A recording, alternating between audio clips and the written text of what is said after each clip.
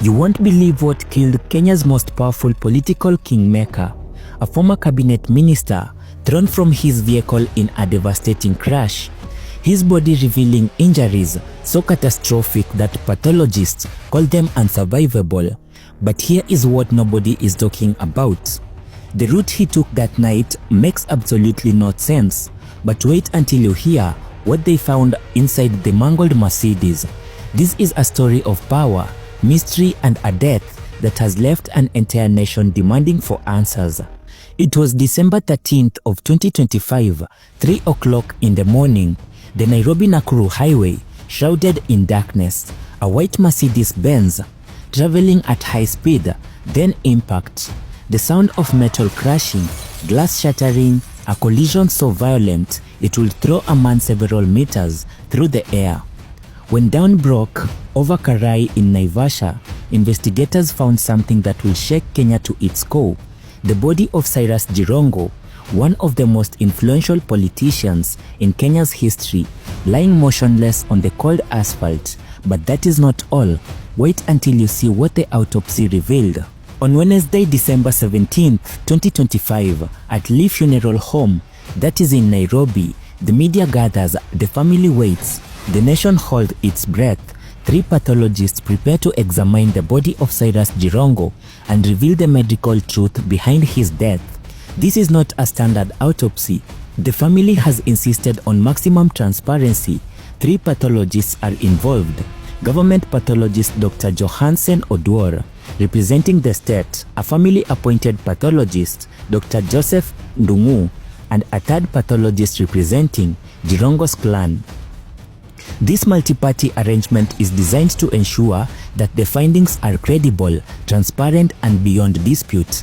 The examination begins. What they find inside Cyrus Jirongo's body is absolutely devastating. Dr. Joseph Ndungu, the family's pathologist, addresses the media. His voice is measured, professional, but the words he speaks paint a picture of a catastrophic trauma. Let me walk you through the injuries one by one, and I want you to understand just how severe this was. First, the extremities.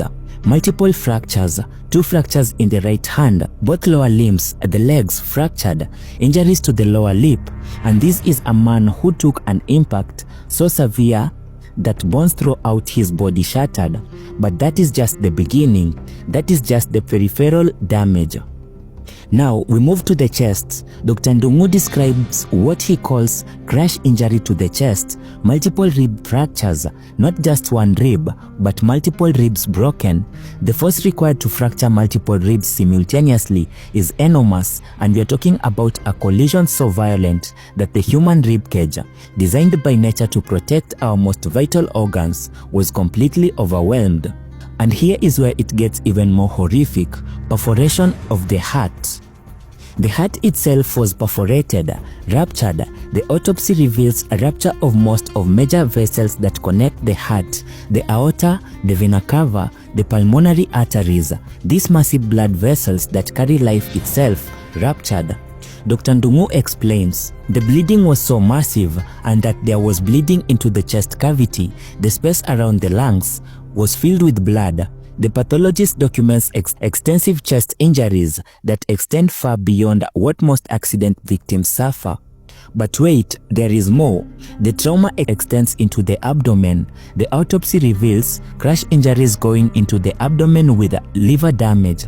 The liver, one of our largest and most resilient organs, damaged by the sheer force of the impact.